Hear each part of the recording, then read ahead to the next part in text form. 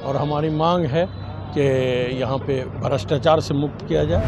और लीज इसलिए हमें चाहिए कि आज IBPS से यहाँ पे रिक्रूटमेंट होता है, जो पूरे देश के कोने कोने से यहाँ बच्चे आए हुए हैं। चेयरमैन कुछ भी मानने के लिए तैयार नहीं, इसलिए कि उनको लग रहा है कि अगर हम मान लेंगे मांग को तो हम भ्रष्टाचारी साबित हो जाएंगे। हम लोगों ने ये डिमांड किया अपने प्रबंधक से कि ऐसे लोगों की जांच की जाए और उनको सजा दी जाए।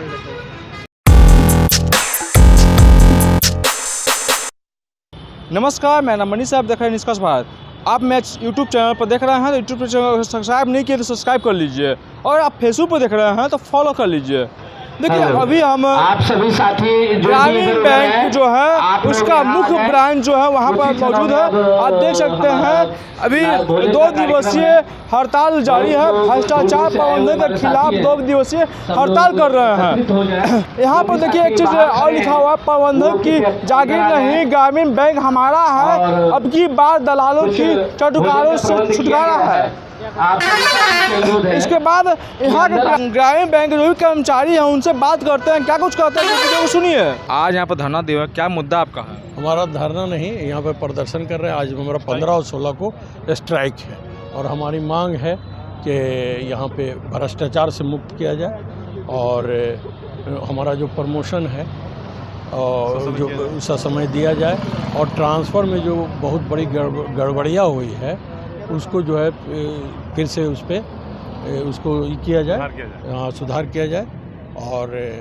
और हमारी जो मांग, सबसे बड़ी मांग है कि भ्रष्टाचार का DSC का जांच करवाया जाए और निष्पक्ष एजेंसी से जो भी उसमें भ्रष्टाचार, तो हमारा प्रमोशन में भी है, ट्रांसफ़र में भी है, उस सब को ठीक करना।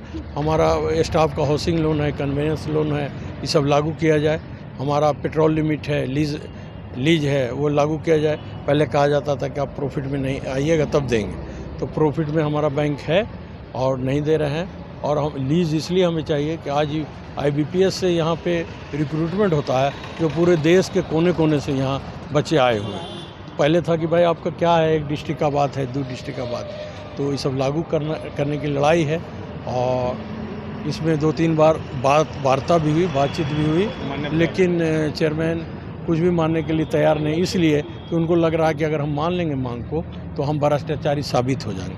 हम बोले आपको मैं भ्रष्टाचार व्याप्त माने प्रबंधन स्तर पर, तो उसमें GM, चेयरमैन, हम सब हो गए, एम्प्लॉय हो, उसकी जांच कराइए और DSC की जांच करा लीजिए, सब दूध का दूध, पानी का पानी हो जाएगा।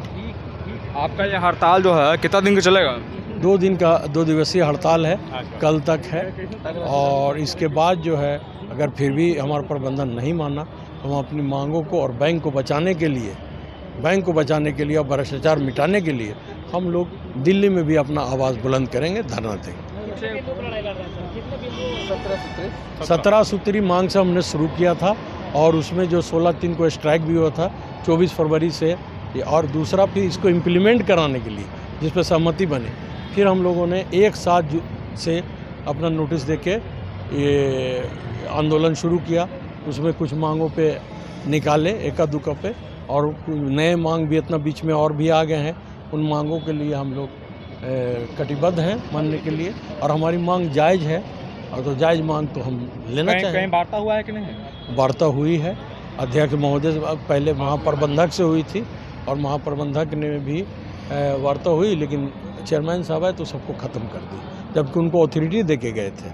और फिर जो है चेयरमैन साहब से हम लोग मांग किया कि डायरेक्ट होगी।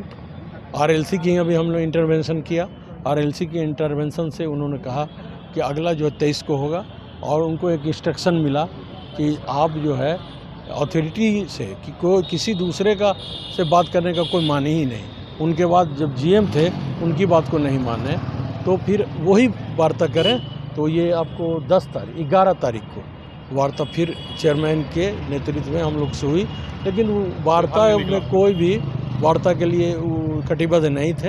वो अपने चैम्बर में बैठे रहे और वहाँ नहीं आए, और GM वही पुरानी टीम को भेज के और 0 पर जल्दी कीजिए, एकदम पूरा 0 सन्नाटा, कोई बात नहीं। फिर हम लोग चले गए। हम लोग ग्रामीण बैंक का कुल 17 सूत्री मांग है। इसमें हमारे कुछ ये एम्प्लॉय बेनिफिट का है, कुछ बैंक विकास का है, और जो प्रमुख मुद्दा है कि प्रबंधन स्तर पे जो भ्रष्टाचार व्याप्त है। मतलब कुछ लोग ऐसे हैं जो कि बैंक हित में कार्य नहीं कर रहे हैं और वो उनका जो कार्य करने प्रवृत्ति है वो बैंक हित में नहीं है। तो हम लोगों ने ये डिमांड किया अपने प्रबंधन से कि ऐसे लोगों की जांच की जाए और उनको सजा दी जाए।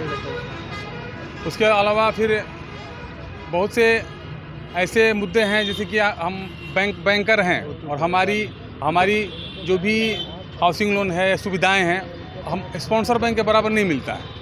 हम बैंक कर्मी कार्य करते हैं स्पॉन्सर बैंक जैसा, लेकिन हमको कुछ सुविधाएं नहीं मिलती, जिसमें कि हाउसिंग लोन हुआ, ये कार लोन हुआ, या ये एक हम लोग लिमिट मिलता है, COD लिमिट हुआ, वो सब स्पॉन्सर बैंक के बराबर नहीं है। हम लोग चाहते हैं कि उसको बराबर किया जाए। बैंक हमारा अभी प्रॉफिट में चल रहा है। हम लोग चाहते हैं कि वो लीज भी मिले, पेट्रोल मिले। अभी हम लोग NPA रिकवरी का कार्य कर रहे हैं और उस कार्य करने के लिए हम लोग फील्ड में जाना पड़ता है। हम लोग अपना खुद का पेट्रोल भराते हैं, खुद की गाड़ी होती है।